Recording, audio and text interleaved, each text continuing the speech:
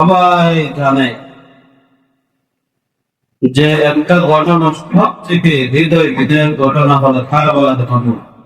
এই ঘটনা সবাই এদিকে তাকায়, ঘুমায় দেখে এদিকে তাকায় কিন্তু কিছু জিজ্ঞাসা করলে কয়ে হুসাইন এবং হাসাইন রাদিয়াল্লাহু তাআলা তারা দুই ভাই, কয় ভাই? দুই ভাই ছিল। হাদিস শরীফের মধ্যে আছে আল হাসান ওয়াল হুসাইন সাইয়্যিদা শাবাবি আহলিল জান্নাহ।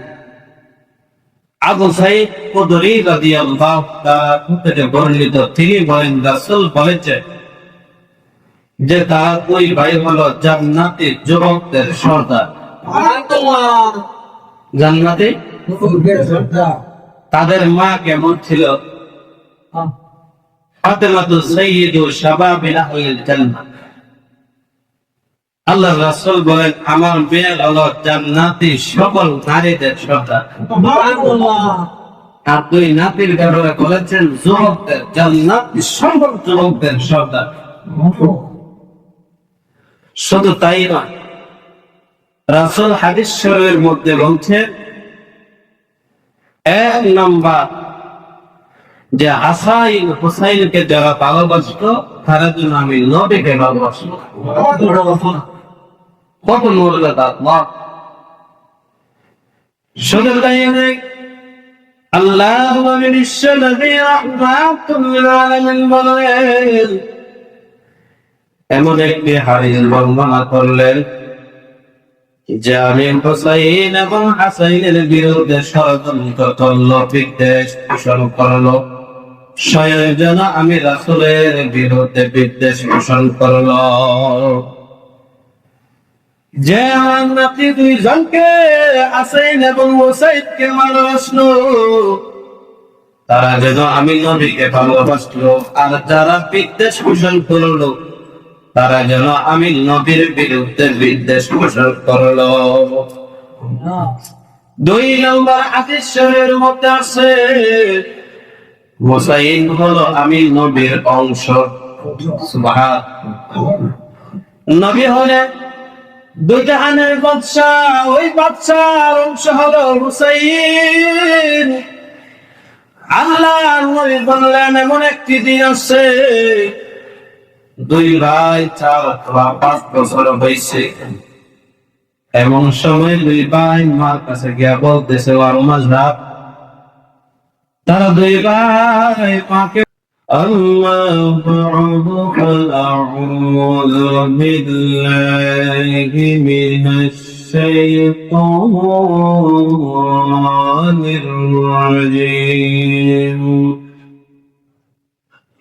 بسم الله الرحمن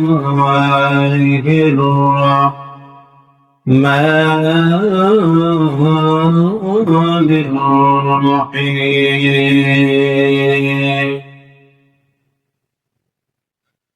يا أيها الذين آمنوا اتقوا الله وكونوا مع الصادقين.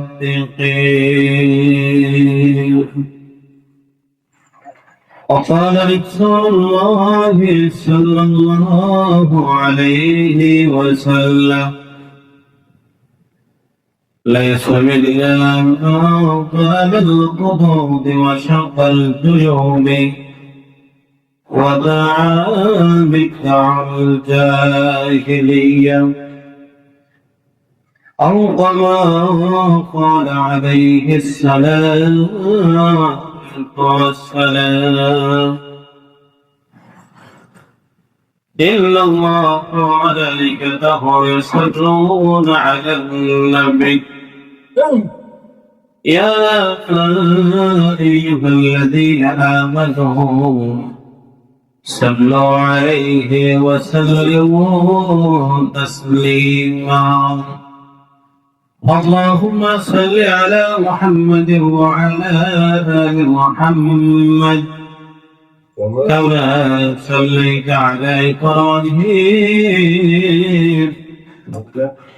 وعلى آل إبراهيم إنك حميد مجيد اللهم بارك على محمد وعلى آل محمد كما باركت على إبراهيم وعلى آل إبراهيم إنك حميد مجيد اللهم صل وسلم وبارك عليه السلام عليكم ورحمة الله وبركاته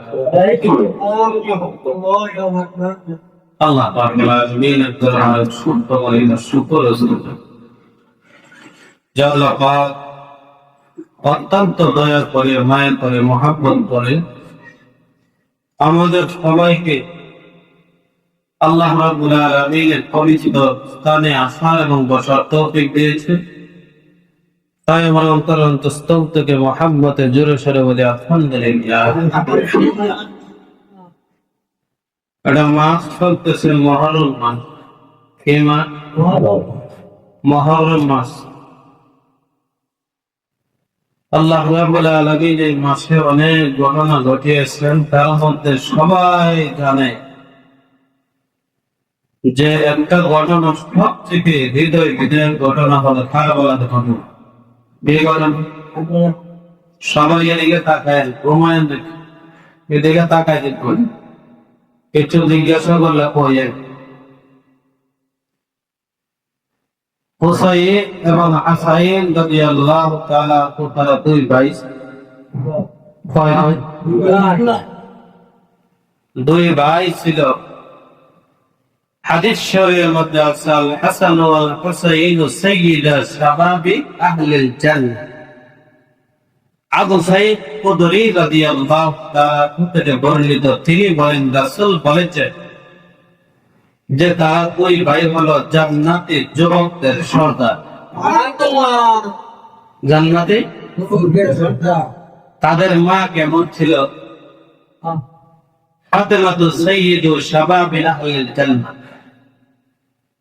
আল্লাহ রাসূল বলেন আমার মেয়ে হলো জান্নাতি সকল নারীদের সর্দার। আর দুই নাতির ব্যাপারে বলেছেন যুবকদের, জান্নাতি সকল যুবকদের সর্দার। শুধু তাই নয়, রাসূল হাদিস শরীফের মধ্যে বলছেন এক নম্বর যে হাসাইন হুসাইনকে যারা ভালোবাসত তারা জন্য আমি নবীকে ভালোবাসবো। কত মর্যাদা!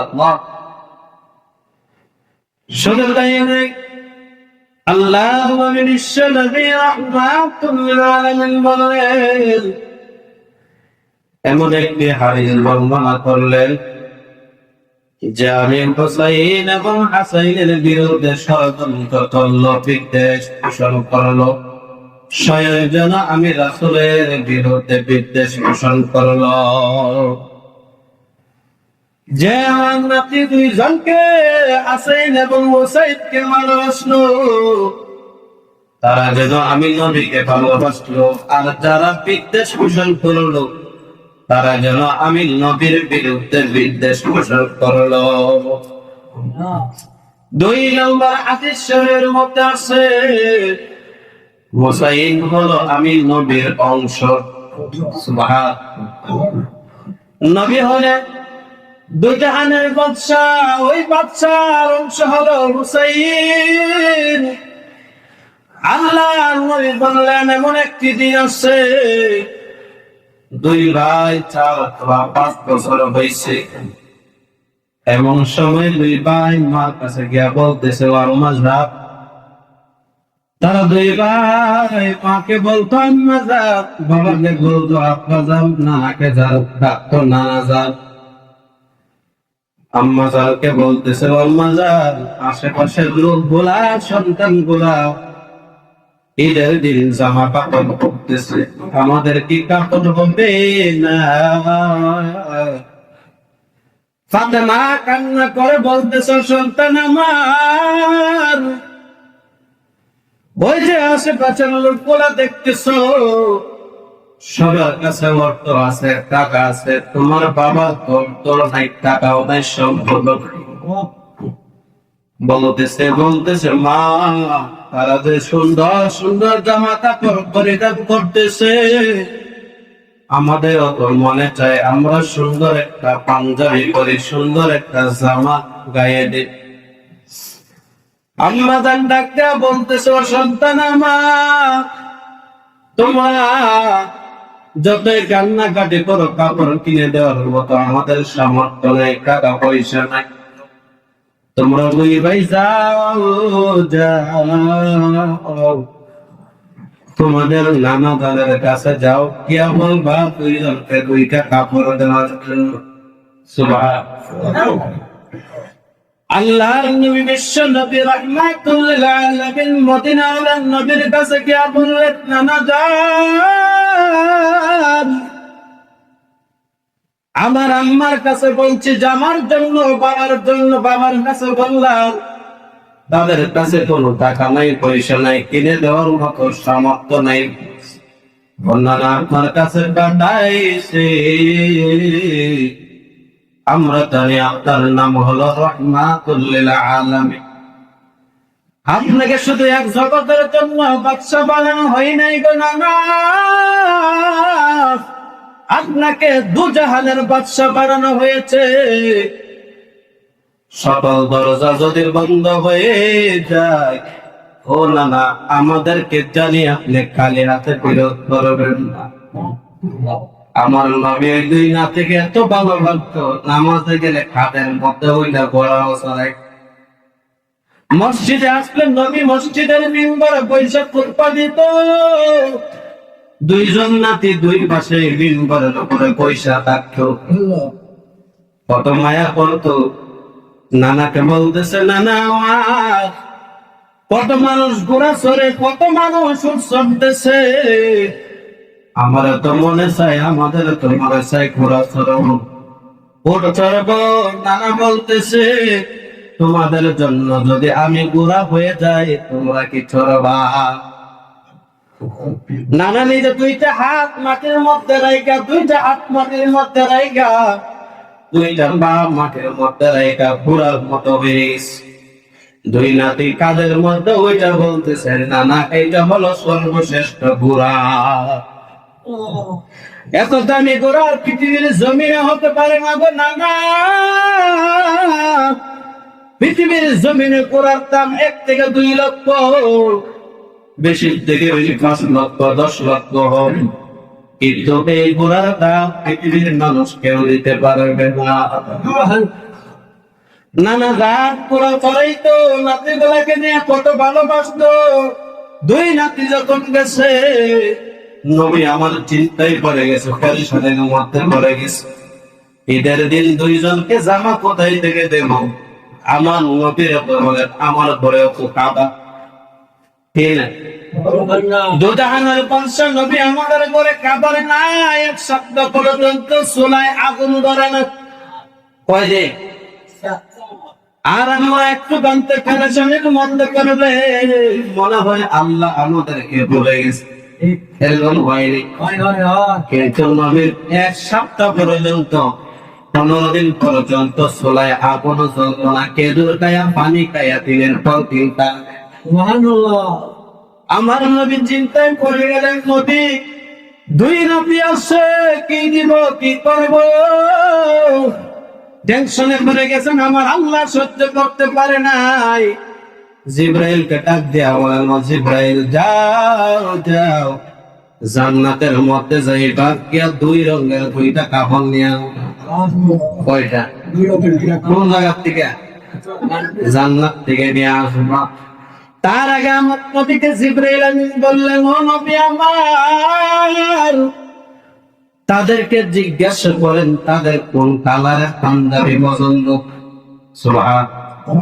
তাদেরকে জিজ্ঞাসা করেন কোন কালারের, কোন ভাই কোন কালারের পাঞ্জাবি পরিধান করবে। হযরত হুসাইন ডাক দিয়া বলে, আমি লাল কালারের ব্যবহার করব। হযরত হাসান বলেন আমি নীল কালারের ব্যবহার করব। তখন জিবরাইল আমিনকে ডাক দিয়া বললেন, জিবরাইল যাও যাও, জান্নাতের মধ্যে গিয়া দুই কালারের দুইটা পাঞ্জাবি দিয়া আমার নাতি হাসাইনের জন্য নীল কালারের নিয়ে আসবা, আমার নাতি হুসাইনের জন্য লাল কালারের পাঞ্জাবি নিয়ে আসবা।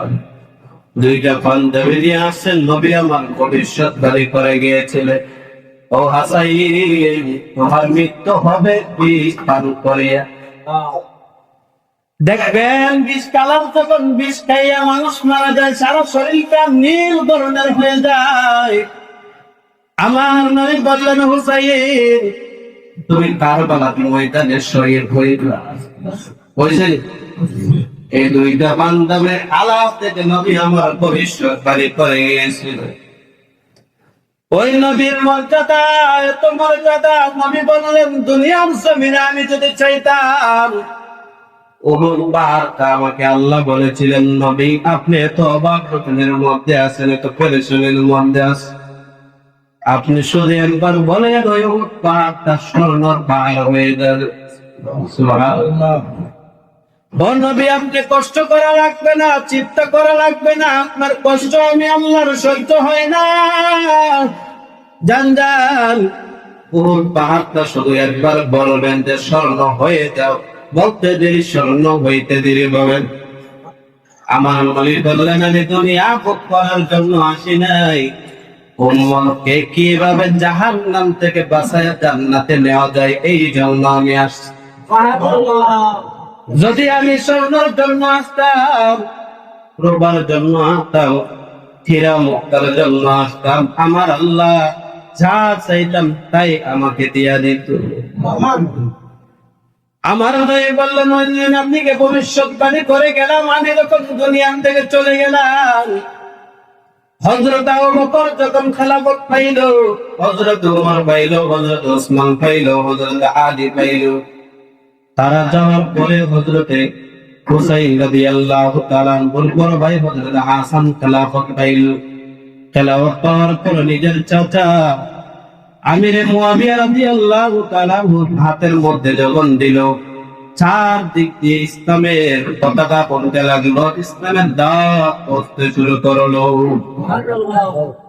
এমন ভাবে শুরু হয়েছে ইসলামের দাওয়াত, আকাশ চলবে শুরু হয়ে গেছে। এই মুহূর্তে ইহুদিরা চিন্তা করলো ইসলামের দাওয়াত এতভাবে সুন্দরভাবে চলতেছে, কিভাবে তাদের ওই দাওয়াতটা বন্ধ করা যায়।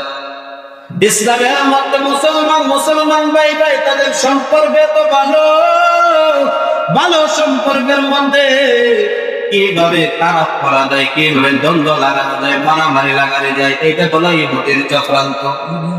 কার চক্রান্ত? ইহুদিদের চক্রান্ত। মুসলমানরা তুমি কোনো মারামারি নেই, পিটাপিটি নেই, হানাহানি নেই। হাসাইন এত সুন্দরভাবে মুয়াবিয়াকে সুন্দরভাবে খেলাফত দিয়া দিলেন, কিন্তু কোন ধরনের মারামারি রক্তপাত পাই নাই। মুয়াবিয়া যখন 1 বছর 2 বছর 3 বছর চালাইতে লাগলো, 57 হিজরিতে মুয়াবিয়া তার ছেলের নাম ঘোষণা করলো, আমি যদি দুনিয়া থেকে চলে যাই তাহলে আমার সন্তান ইয়াজিদের খেলাফত আমি দিয়া যাইতে চাই। আরে ইয়াজিদ নাম মনে রাখেন কি? মুয়াবিয়া রাদিয়াল্লাহু তাআলা সন্তানের নাম হলো ইয়াজিদ। এই সময় ইয়াজিদের খারাপ কিছু প্রকাশিত হয় নাই, বাসিত হয় নাই। ইয়াজিদ সবাই বলে খেলাফত ক্ষমতা পাওয়ার আগে সে অত্যন্ত ভালো মানুষ ছিল। কি ছিল? ক্ষমতা চেয়ারে বসার আগে অত্যন্ত ভালো মানুষ ছিল। তখন ইয়াজিদের কিছু কিছু মানুষ বিরোধিতা করতে লাগলো। বড় বড় সাহাবীরা বললেন না না, এর থেকে আরো যোগ্য মানুষ আছে, তার খেলাফত দেওয়া যাক। এর থেকে বড় বড় যোগ্যতা বলা লোক আছে, আব্দুল্লাহ ইবনে ওমর, আব্দুল্লাহ ইবনে জুবাইর, আব্দুর রহমান ইবনে আওফ, আব্দুল্লাহ ইবনে আব্বাস রাদিয়াল্লাহু তাআলা আনহু। তারা 4-5 জন এখনো বর্তমানে দুনিয়াতে বেঁচে আছে। বড় বড় সাহাবীদের মধ্যে রয়েছেন মুফাসসিরিন। আব্দুল্লাহ ইবনে আব্বাস মুফাসসিরদের সম্রাট এখনো দুনিয়ার জমিনে আছে। এরা যোগ্য ব্যক্তি, কিন্তু সকল উলামায়ে কেরাম বলছে 1.5 সালের মতো যোগ্যতা ইয়াজিদের আছে, কিন্তু বাবার ছেলে খেলাফত পাইবে, ক্ষমতা বসবে, এটা তারা চায় নাই, এটা রহিত করতে হবে। হযরত মুয়াবিয়া রাদিয়াল্লাহু তাআলা বললেন, তোমরা যদি নাও মানো, আমার ছেলের নাম ঘোষণা করে গেছি। কয়েকজন সাহাবী ছাড়া কিছু কিছু সংখ্যক লোক তার খেলাফত মেনে নিতে লাগলো।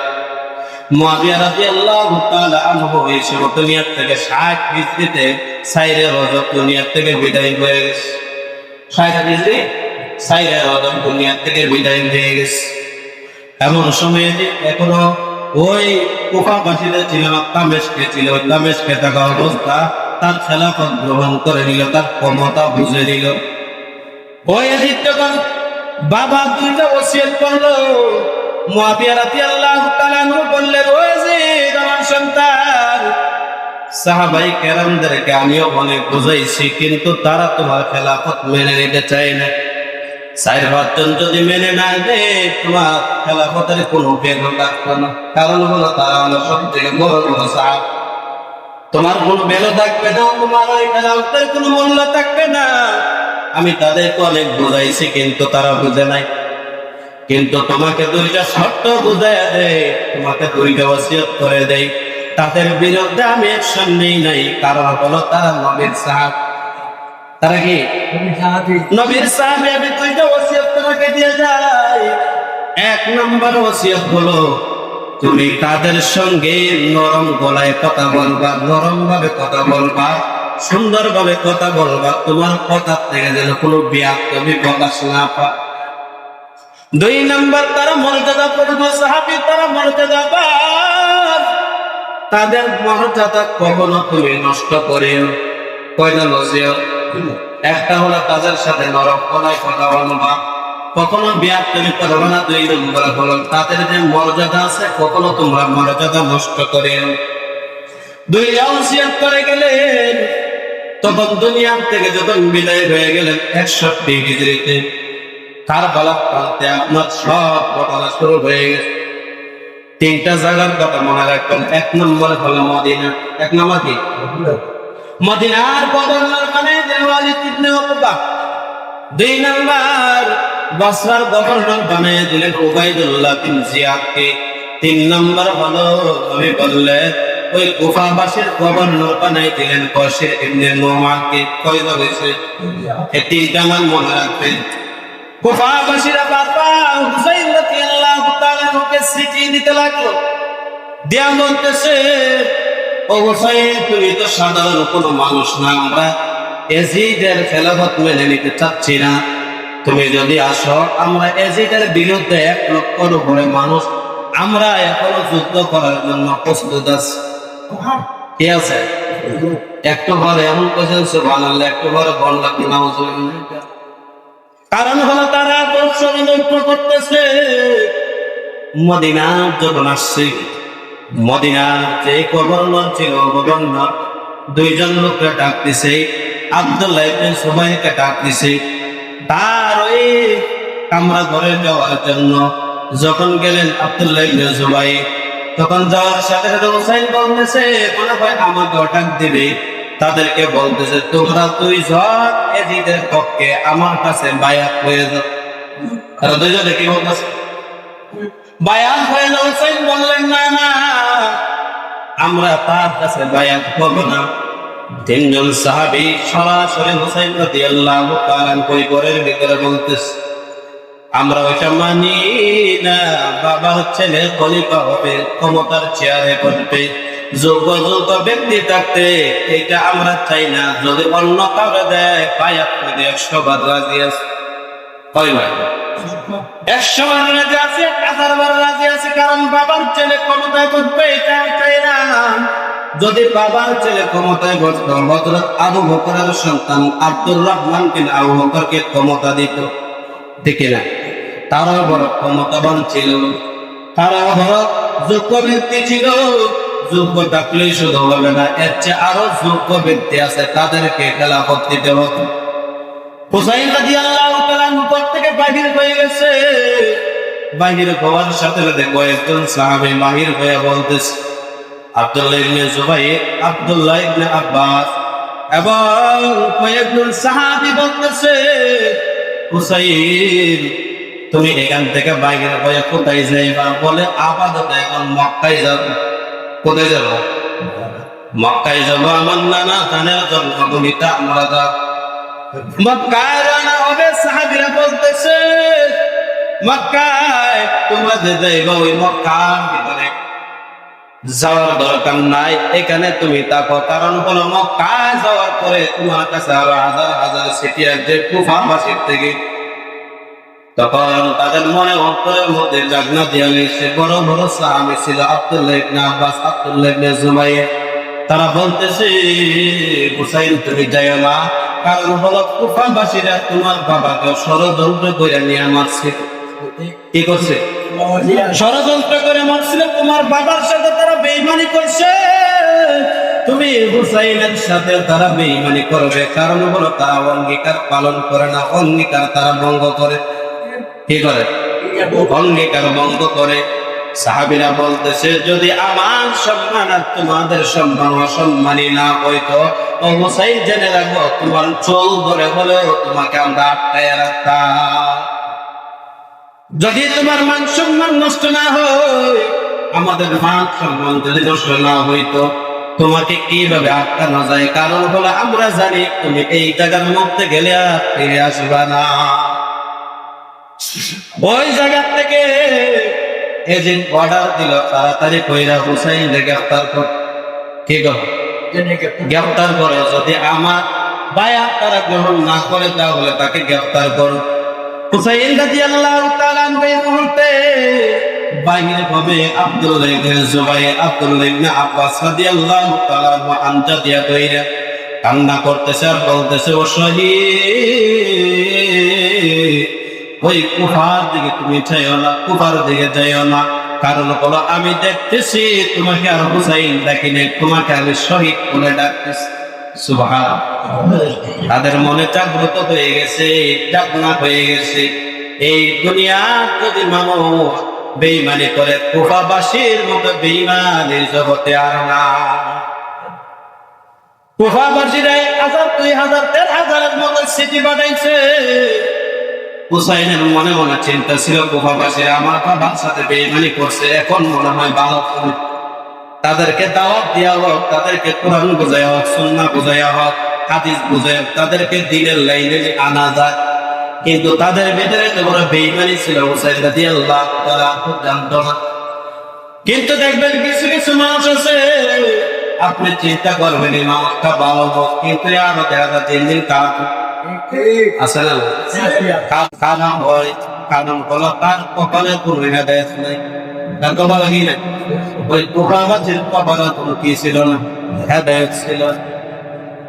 হুসাইন রাদিয়াল্লাহু তাআলা মক্কায় অবস্থিত হইয়া তার ভাই, চাচাতো ভাই মুসলিম ইবনে আকিলকে কুফার মধ্যে পাঠাইছে কুফার অবস্থা জানার জন্য।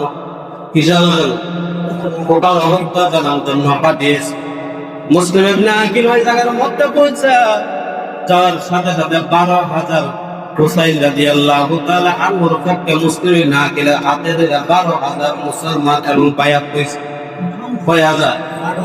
12,000 বায়াত হওয়ার সাথে সাথে মুসলিম ইবনে আকিল একটা গ্রুপ পাঠাইছে। গিয়া বলে হুসাইন রাদিয়াল্লাহু তাআলা যে সিটিগুলা পাঠাইছে এই সিটিগুলা সত্য এবং তারা হুসাইনের পক্ষে আছে। কি আছে? হুসাইনের পক্ষে আছে। তারা 12,000 বায়াত হইছে। এই সময়কালীন যখন বায়াত হইছে এই কথা পাঠাইছে, তো পাঠানোর সাথে সাথে মুসলিম ইবনে আকিল একটা বাড়ির মধ্যে গিয়া ঢুকছে। ওই ব্যক্তির নাম হলো হানি ইবনে উরওয়া। নাম কি? হানি ইবনে উরওয়া। পরে যখন অবস্থান করলো, তখন এই অবস্থাটার মধ্যে এজিদ চিন্তা করলো বশির ইবনে নু'মান তিনি কোনো পক্ষান্তর নিচ্ছেন না, কোনো অ্যাকশন নিতেছে না। কারণ হলো বশির ইবনে নু'মান তিনি একজন নরম মনের মানুষ ছিলেন। কি ছিল? দেখবেন অনেক মানুষ আছে মুরগিও জন্ম করতে পারে না, কারণ তার অন্তরে মায়া আছে। ঠিক না? বশির ইবনে নু'মান চিন্তা করলো আমি নবীর বংশের উপরে আঘাত করবো, নবীর নাতির উপরে আঘাত করবো, এটা তো আমার দ্বারা সম্ভব নয়, কোনোদিন সম্ভব হবে না। এই চিন্তা করে এজিদ গভর্নর পরিবর্তন করে বলেছে। কি বলেছে? ওবায়দুল্লাহ ইবনে জিয়াদকে বসরার গভর্নর এবং কুফার গভর্নর পুরোটা দায়িত্ব দিয়ে দিচ্ছে। কারণ হলো ওবায়দুল্লাহ ইবনে জিয়াদ স্বৈরাচারের একটা তার মধ্যে একটা মন মানসিকতা আছে। স্বৈরাচার কিসারে মানুষের উপরে জুলুম করতো, এইরকম একটা মন মানসিকতা তার মধ্যে ছিল। ওবায়দুল্লাহ ইবনে জিয়াদকে যখন গভর্নর বানায় দিল, তখন সাথে সাথে গ্রেফতার জারি করা হলো।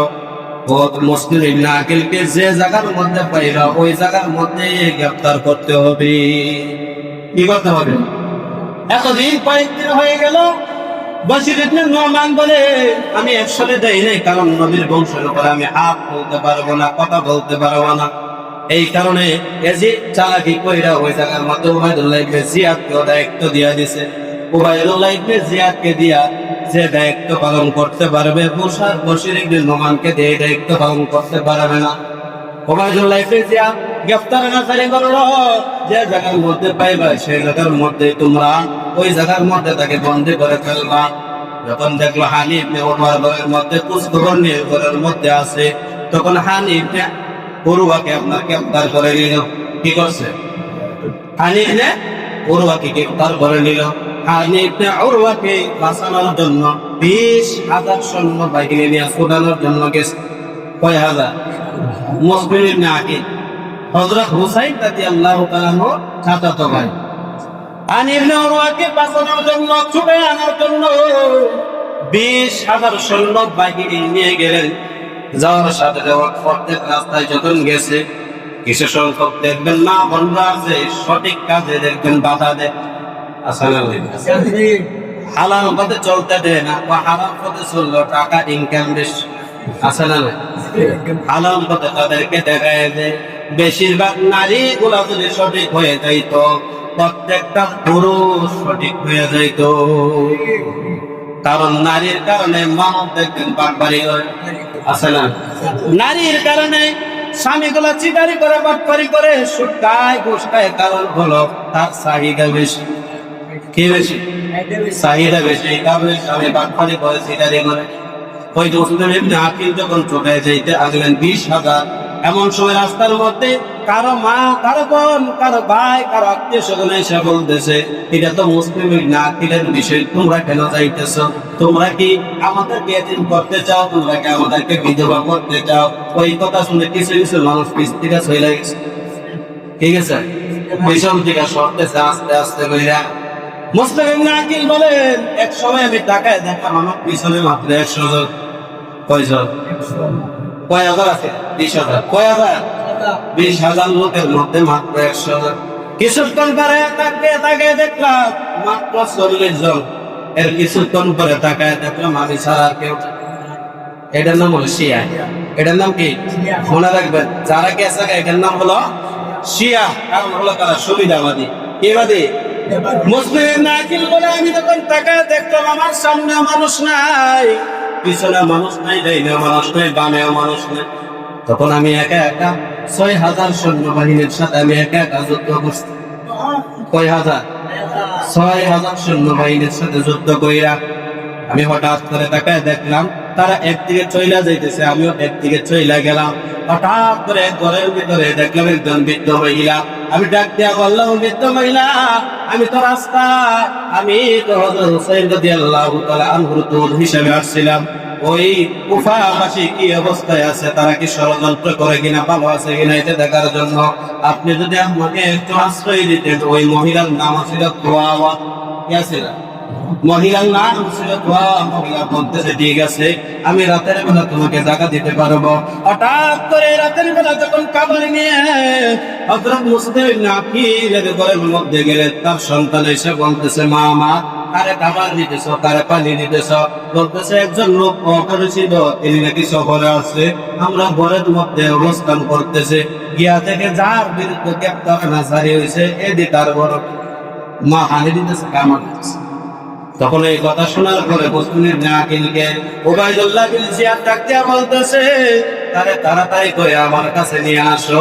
ছাদের উপরে তুইলা এই সময় আপনার পাঁচতলা বিল্ডিংয়ের উপর থেকে হত্যা করছে, পালাইয়া কি করছে? হত্যা করছে। হত্যা করার পর ওই জায়গা থেকে একটা দিছে যে তোমরা একজনকে বলছে তুমি তাড়াতাড়ি যাইবা হুসাইনের কাছে, সে যেন কুফাত না আসে, সে যেন কিনা আসে। তারা আগেও ছিল বেঈমান, এখনো তারা বেঈমান। আগে ছিল তারা ষড়যন্ত্রকারী, এখনো তারা ষড়যন্ত্রকারী। তারা মানুষ হতে পারে না। তারা কি হতে পারে না? মানুষ হতে পারে না। আমাকে আনছে, আমি হত্যা হয়েছে, কোনো অসুবিধা নাই, কিন্তু নবীর নাতি হুসাইনকে যেন এই কুরবাত না আসে কে বলবো। সুবহানাল্লাহ। আল্লাহ যেন আমাদের সবাইকে বোঝার মতো তৌফিক দান করেন। সকলের মধ্যে আমি